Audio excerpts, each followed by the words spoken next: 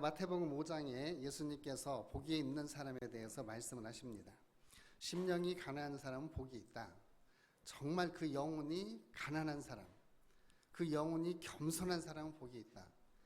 왜냐하면 하나님의 나라가 그들의 것이기 때문이다. 여기서부터 시작해서 예수님은 이 8가지의 복, 8가지의 축복, 내지는 8가지의 행복을 가리킵니다.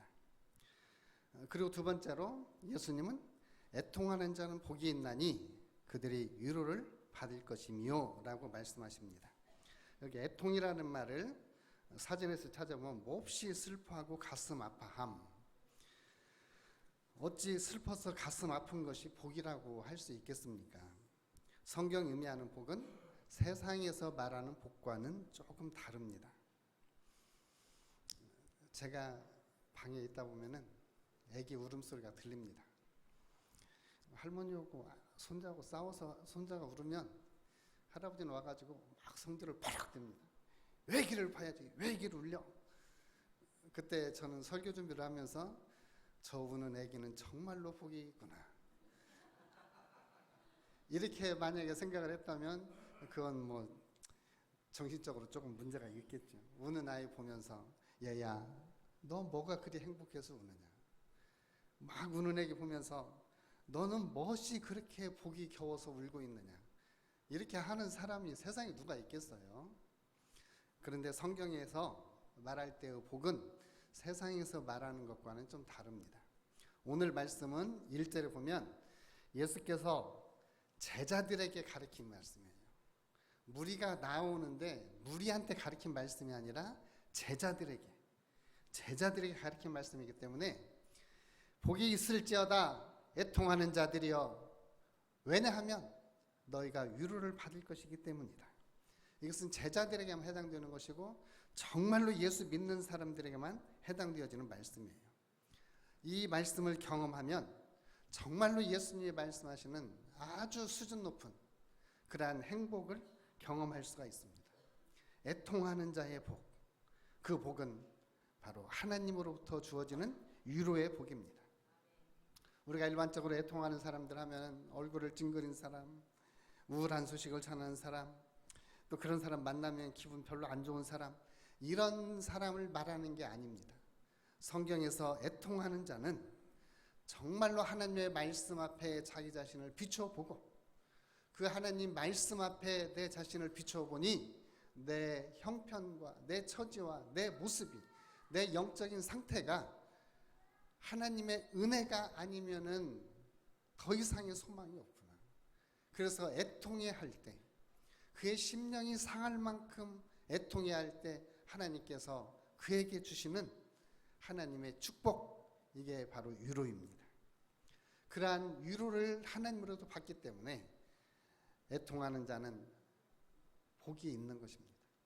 이것을 다른 말로 하면 복이 있을지어다 애통하는 자여 왜냐하면 너희들은 하나님으로부터 위로를 받을 것이기 때문이라. 오늘 이러한 하나님의 위로와 하나님의 복이 저와 여러분들에게 임하시기를 주님의 이름으로 축복합니다.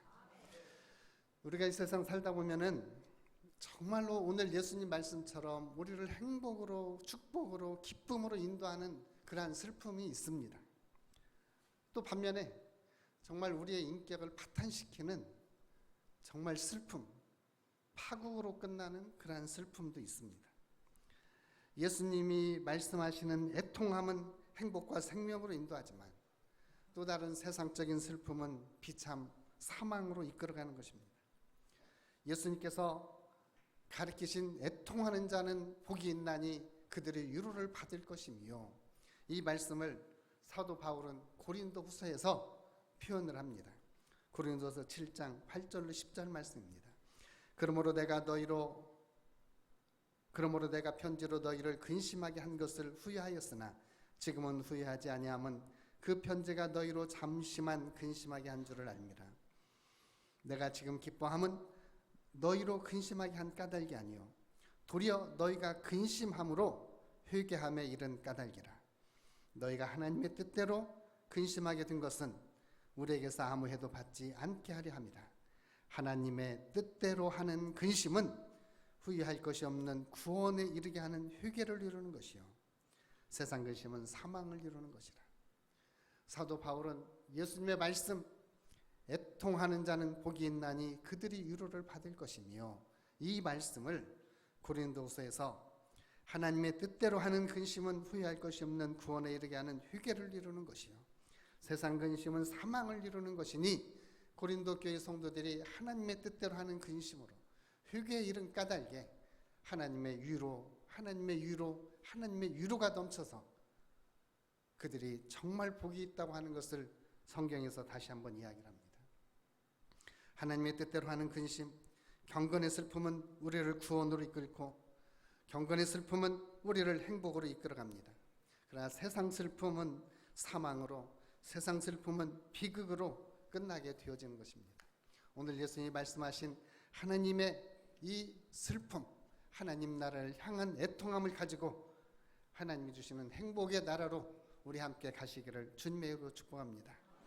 먼저 우리에게는 비극으로만 우리를 이끌어가는 슬픔이 있습니다.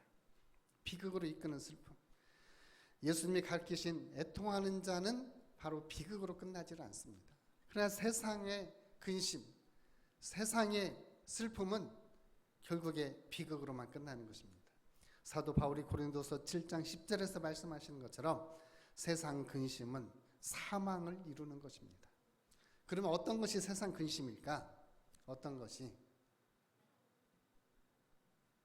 회개하지 않는 슬픔입니다.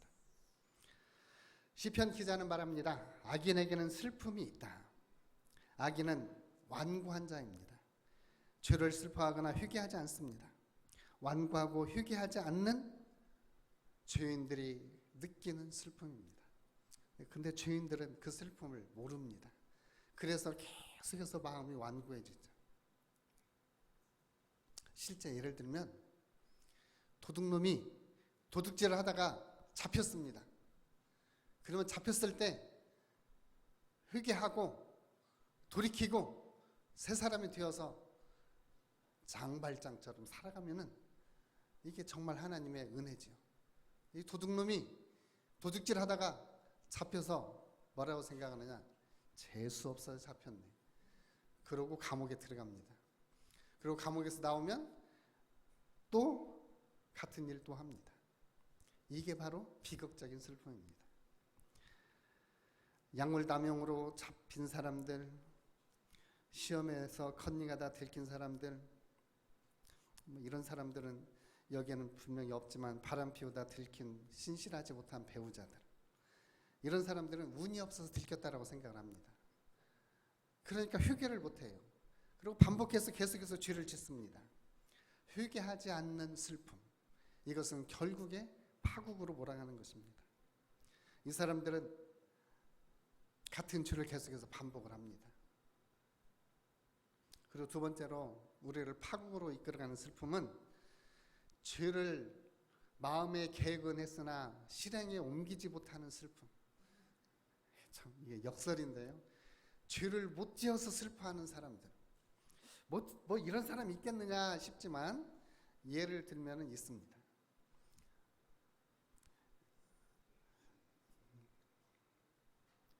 죄를 사전에 모의를 했어요. 발각되었어요. 실행이 못했기 때문에 이거 슬프다 이렇게 말하는 거예요. 시편 기자는 이 상황을 이렇게 말합니다. 그가 엉덩이를 파만들며 제가 만든 함정에 빠졌도다. 그의 재앙은 자기 머리로 들어가고 그의 포악은 자기 정수리에 내리리로다. 예를 들면 이해가 할 거예요. 죄를 범하려고 했는데 죄를 실행하지 못한 슬픔. 우리 성경에 보면은 악한 사람이라고 하는 사람이 하나 나옵니다. 그 이름이 하만입니다. 하만은 모르드게를 다루려고 장대를 높이 세웠습니다.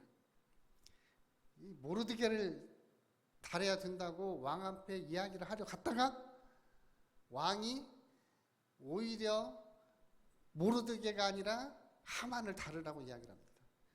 하만이 얼마나 슬펐을까요? 모르드게를 다뤄서 처형을 시켰어야 하는데 이 죄를 못 지은 슬픔, 이 슬픔은 결국에 하만을 죽음으로 몰아갔듯이 결국에 실행하지 못하는 죄 때문에 슬퍼하는 자들은 인생의 파멸을 맞이할 수밖에 없습니다. 그래서 신약 성경은 이렇게 말합니다. 세상 지혜는 하나님 앞에 어리석은 것이다. 하나님은 이 세상 지혜를 가지고 있는 사람들을 자기 꾀에 빠지게 하신다. 그래서 오늘 저와 여러분들은 이 죄를 실행하지 못하는 이 슬픔이 아니라 아예 그 죄의 모양도 내지 않는 이러한 경건의 자리에 이르시기를 주님의 이름으로 축복합니다. 그리고 죄라고 하는 그 자체는 그 결과가 참혹하기 때문에 슬픔으로 이끌어갑니다. 죄가 우리를 비참함으로 이끌어가는 것, 더 나아가서 죄는 우리를 파국으로 몰아가는 것입니다.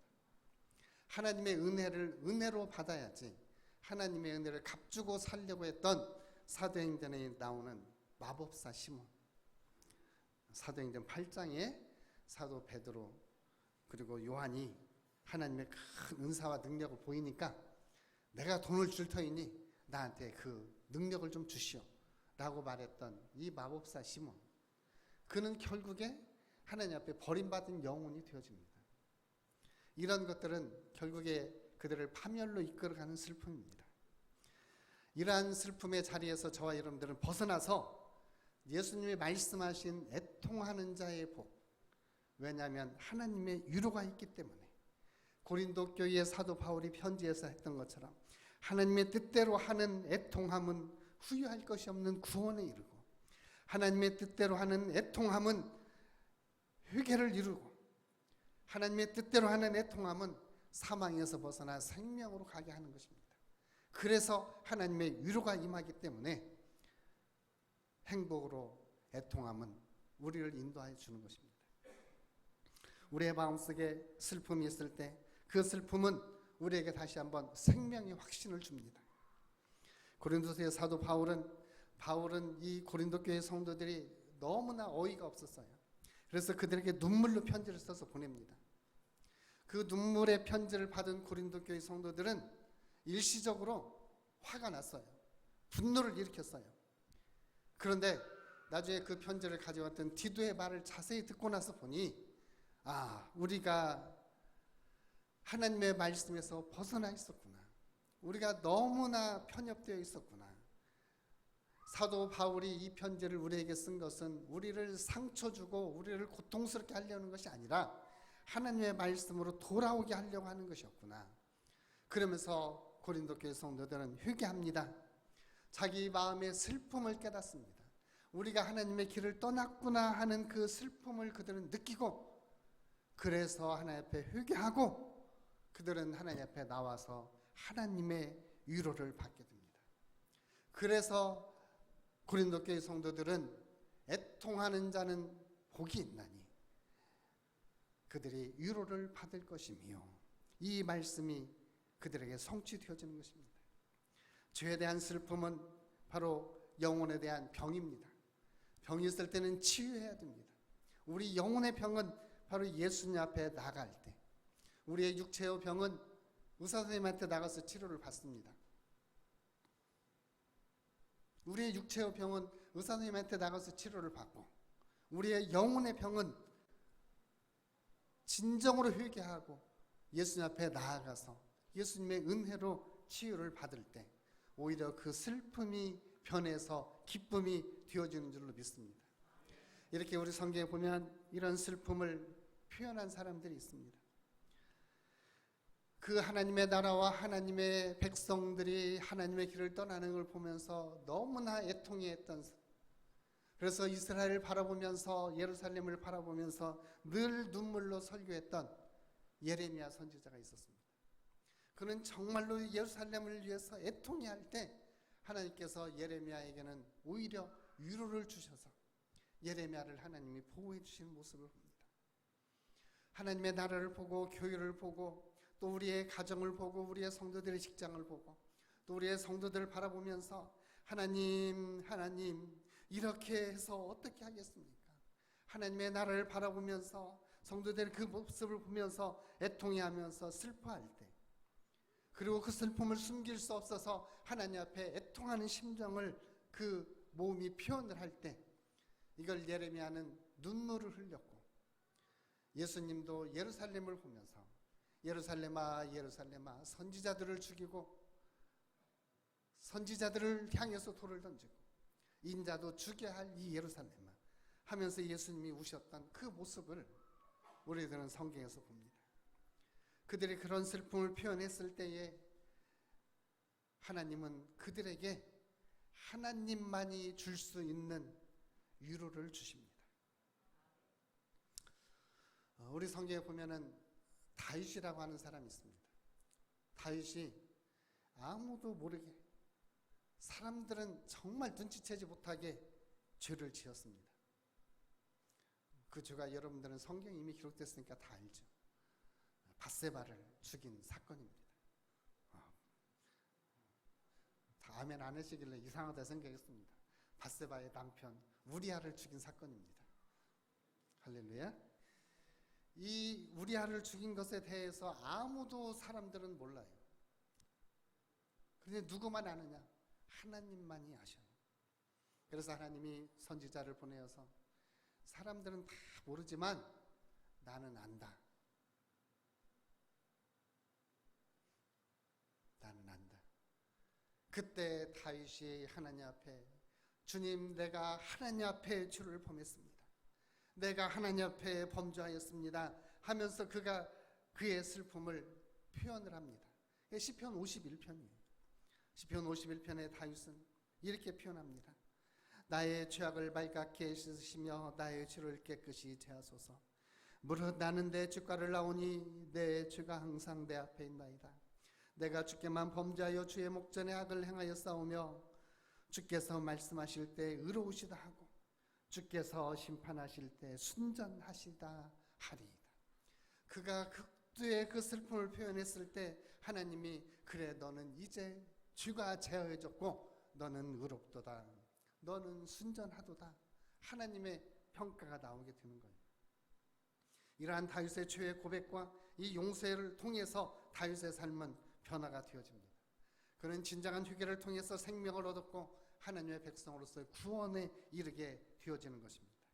오늘 저와 여러분들도 진정 하나님의 은혜가 우리 가운데 임하셔서 이 세대에 대해서 그리고 이 세상을 살아가면서 죄와 비참함을 우리가 다시 한번 깨닫고 하나님의 말씀으로 돌아오는 이 복이 있는 자리에 서시기를 주님의 이름으로 축복합니다.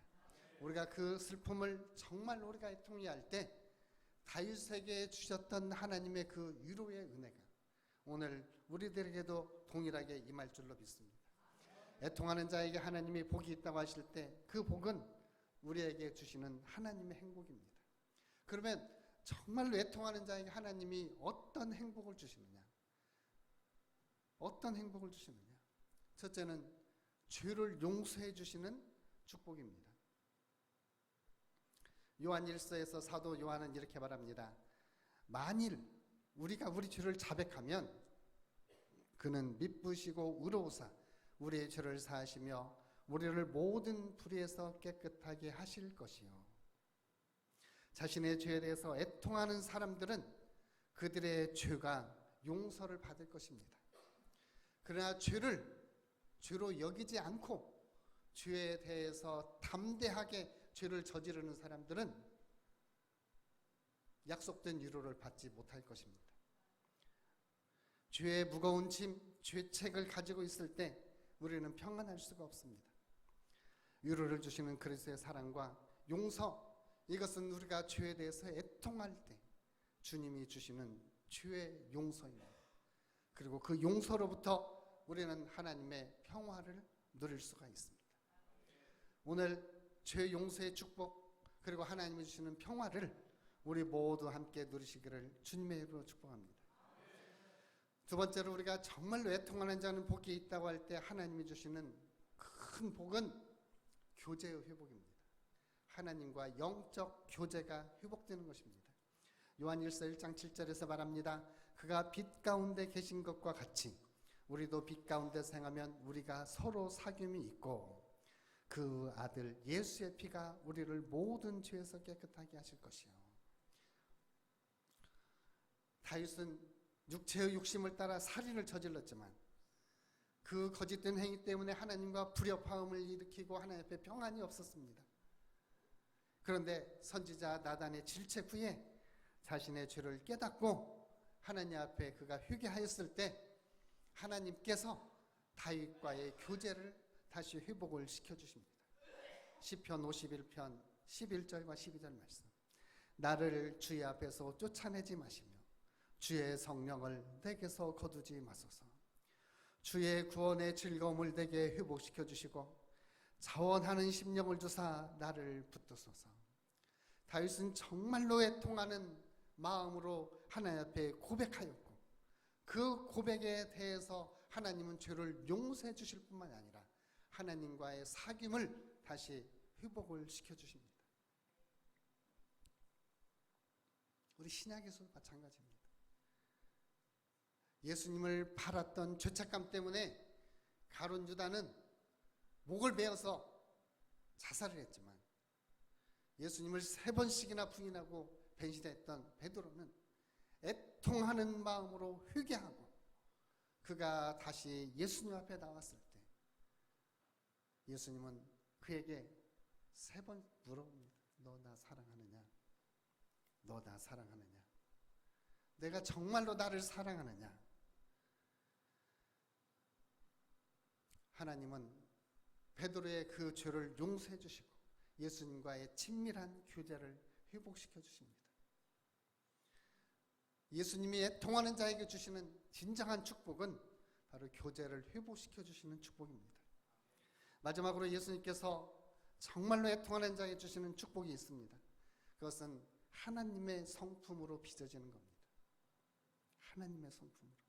애통하는 자는 복이 있나니 그들이 위로를 받을 것이며 하나님의 위로를 받는 자는 하나님의 성품을 경험을 합니다. 하나님의 성품을 경험을 해요. 하나님의 성품을 경험하면 그 경험한 하나님의 성품을 닮아갑니다. 싸나운 사람은 그냥 싸나운 사람이에요. 그 싸나움 속에 하나님의 정의가 있다면 모르지만 그렇지 않으면 그냥 싸나운 사람입니다. 그런데 그 싸나운 사람이 하나님의 자비를 체험을 하면 그가 온유한 사람으로 바뀝니다. 우리 성경에 보면 모세가 얼마나 혈기가 많고 싸나운 사람입니까? 그런데 그가 하나님을 만나고 나니까 하나님의 성품으로 변화되어서 민수기서에서 지면의 모든 사람보다 그의 온유함이 뛰어났더라. 하나님은 우리의 성품을 비전하십니다. 정말 하나님을 바라보면서 애통해하고 하나님을 닮지 못한 것 때문에 정말로 슬퍼할 때 하나님은 그들에게 위로를 주시는데 어떤 위로를 주시느냐? 하나님의 성품을 닮도록 하는 은혜를 주십니다. 그래서 하나님의 성품을 닮아가는 것입니다. 이렇게 하나님께서 애통해하는 자들에게 하나님의 성품과 더불어서 하나님의 위로를 더해 주십니다. 사람의 위로도 필요합니다. 병원에 입원했을 때 찾아와서 위로해 주는 것도 필요합니다. 그러나 정말로 하나님이 주시는 위로는 우리의 영혼과 우리의 전 인격에 정말로 필요합니다. 없어서는 안 될 필수 불가결입니다. 이 은혜를 하나님께서 우리에게 주십니다. 말씀을 마치겠습니다. 우리 주변에서 많은 사람들을 우리는 접하고 살아갑니다. 어떤 사람은 정말 하나님 나라의 신실한 동역자로 함께 손잡고 아가서에서 예수님께서 말씀하시는 것처럼 나와 함께 가자 하고 손잡고 가는 사람도 있습니다. 그런 사람들은 여러분들의 신실한 신앙의 동반자입니다. 한 사람이면 넘어질 수도 있지만 두 사람이면 일으키고 삼겹줄은 끊어지지 아니하느니라. 이렇게 하나님 나라에 함께 가는 동역자들이 있습니다. 또한 우리가 하나님 나라를 향해서 갈 때 그리스도인들에게 끊임없이 죄의식을 주려고 후욕하고 비난을 퍼붓는 사람들이 있습니다. 그 비난을 들을 때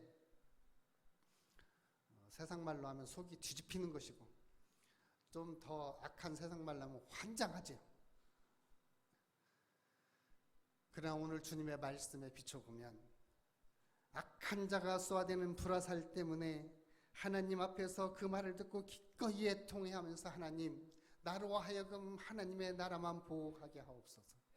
애통해할 때 주님은 그 비난까지도 하나님 나라의 은혜로 승화를 시킬 수 있는 하나님의 은혜의 자리에 선다면 오늘 마태복음 5장 4절 말씀, 애통하는 자는 복이 있나니 그들이 위로를 받을 것이며, 이 말씀이 온전히 성취될 수 있습니다.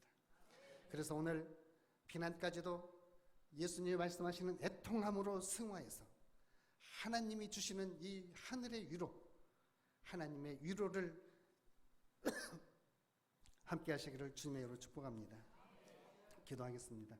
아버지 하나님, 고맙고 감사합니다. 오늘 말씀 위에 우리와 함께 하시고 오늘 말씀으로 우리를 복을 더하셔서 진정 애통하는 자의 복, 그래서 하나님의 위로를 체험하는 복, 하나님의 성품을 닮아가는 복, 그리고 무엇보다도 하나님의 모습으로 빚어지는 복, 그래서 하나님 안에서 하나님과 교제하는 이 복들이 회복되게 하여 주옵소서.